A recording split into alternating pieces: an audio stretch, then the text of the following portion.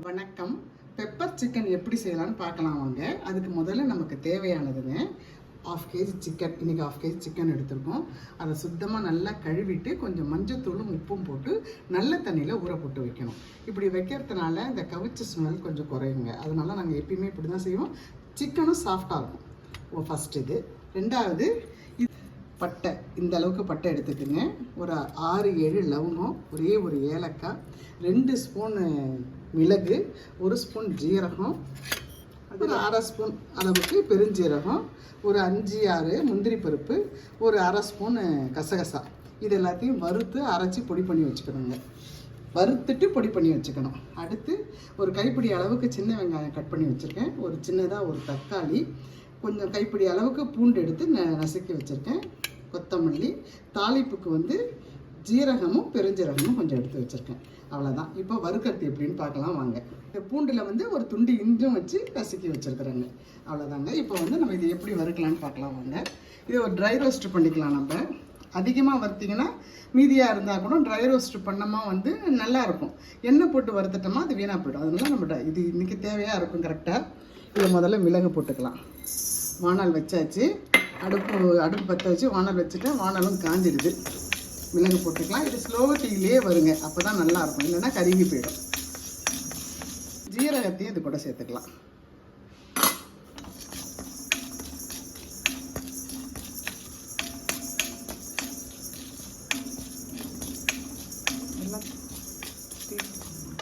அடுத்து இது பெருஞ்சீரகத்தை சேர்த்துக்கலாம்.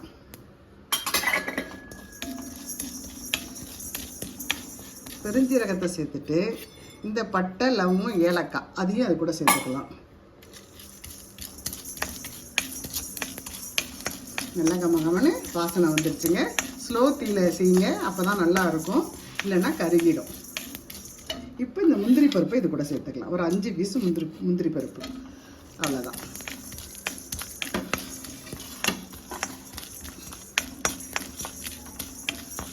இப்போ இது கூட நம்ம 1/2 ஸ்பூன் கசகசா எடுத்து வச்சுருக்கோம் இல்லைங்களா, அந்த கசகசாவை சேர்த்துக்கலாம். கசகசா சேர்த்தோடனே நல்லா பொரியுது பாருங்க. இதை வேற பாத்திரத்துக்கு மாற்றிக்கலாம். ஆரம்பிச்சிருச்சுப்பா. இப்போ நம்ம உடனே வேற பாத்திரத்தில் மாற்றிக்கலாம்.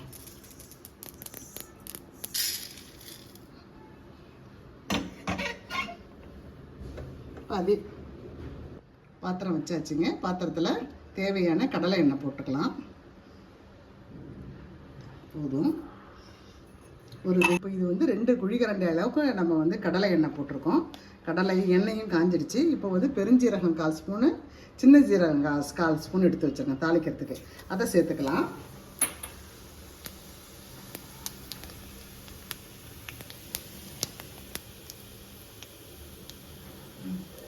மிதமான தீயில தாங்க செய்யணும். நல்லா பொரியுது. இப்போ நம்ம இந்த இஞ்சி பூண்டு நசுக்கி வச்சுருக்கோம் இல்லைங்களா, இதை சேர்த்துக்கலாம்.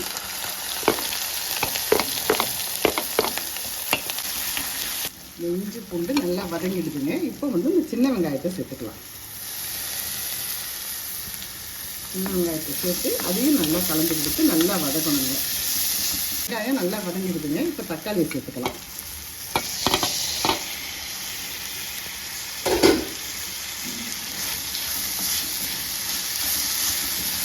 வெங்காயம் எல்லாம் நல்லா வதங்கிடுது பாருங்க. எந்த அளவுக்கு வதங்கினா போதும்.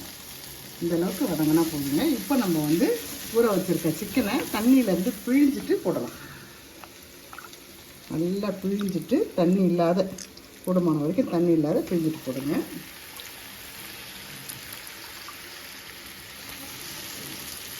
எடுத்துட்டேங்க. இப்போ நல்லா கலந்து கொடுக்கலாம்.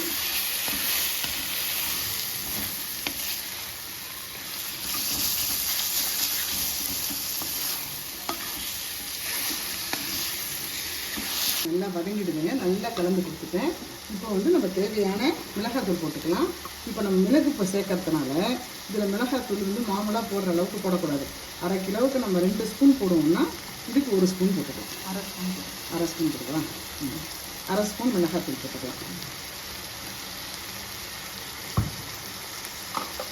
1/2 ஸ்பூன் மிளகாத்தூளும், ஒரு 1/4 ஸ்பூன் அளவுக்கு மஞ்சள் பொடியும், உப்பு வந்து நம்ம சிக்கனை வந்து உப்பு போட்டு தான் ஊற வச்சுருந்தோம், அதனால உப்பினுடைய அளவையும் கம்மி பண்ணிக்கலாம்.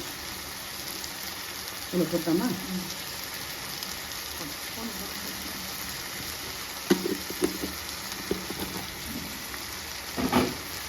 இப்போ மறுபடியும் இது எல்லாத்தையும் நம்ம நல்லா ஒன்றா கலந்து கொடுக்கலாம்.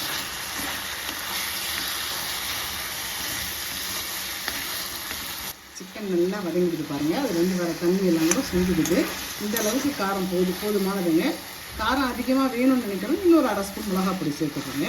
இப்போ நம்ம வந்து ஒரு 1/2 டம்ளர் அளவுக்கு தண்ணி போட்டு இது நல்லா கலந்து கொடுத்துட்டு மூடி வைக்கலாம். மூடி வச்சுட்டு இதை பவுடர் பண்ணி இதோட சேர்க்கணும். ஒரு 10 நிமிஷம் கழிச்சு பார்க்கலாம். ஸ்லோவில் இது வேகட்டும். இல்லாமா மூடி போட்டு தான் வேகணும். மூடியை போட்டாச்சு, நல்லா வேகட்டும். 10 நிமிஷம் ஆகிடுதுமா. நல்லா 2 முறை திறந்து கிண்டி விட்டுட்டேன். சூப்பராக சிக்கன் வெந்துருச்சு பார்த்தீங்களா, ஜம்முன்னு இருக்குது.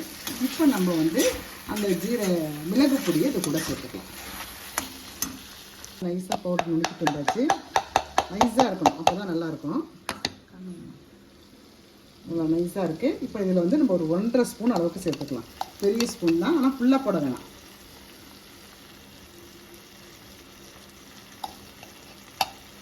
இன்னொரு 1/2 ஸ்பூன் போட்டு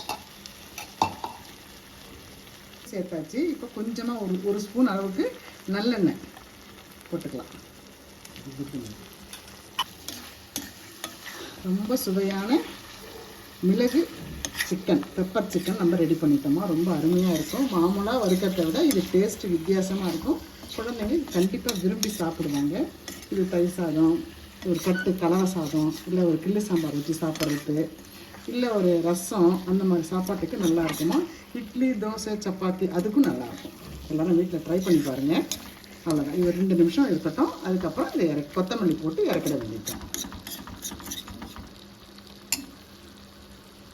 உங்கள்கிட்ட அத்தனை அந்த பொடி ஃபுல்லாக போட்டுறாதீங்க. 1/2 கேஜிக்கு நான் 1.5 ஸ்பூன் தான் போட்டேன். ஜம்முன்னு இருக்க பாருங்கள். கலரை பாருங்களேன், செம்ம வாசனைங்க. அவ்வளோ நல்லா இருக்குது. அப்படியே ஒரு பிளேட்டில் எடுத்து வச்சுக்கிட்டு வெறுமனே சாப்பிட்லாம்ல, அந்த அளவுக்கு நல்லாயிருக்கு. நல்லா கலந்து கொடுத்துட்டோம். கலந்து கொடுத்துட்டு நம்ம இப்போ தான் வந்து இது கூட கருவேப்பிலை போடணும். முன்னாடி கருவேப்பிலை போடலாம் நம்ம. இப்போ கருவேப்பிலையும் கொத்தமல்லியும் இப்போ சேர்த்துக்கலாம். அவ்வளோதான். சூப்பராக சுவையான பெப்பர் சிக்கன்ஸ் ரெடி பண்ணிட்டாங்க. இது எல்லாத்துக்குமே சைட் டிஷ்ஷாக சாப்பிட்லாம். ரொம்ப சுவையாக மனமாக இருக்கும், ஆரோக்கியமாக கூட இருக்கும். எல்லோரும் ட்ரை பண்ணி பாருங்கள். அனைவருக்கும் நன்றி, வணக்கம்.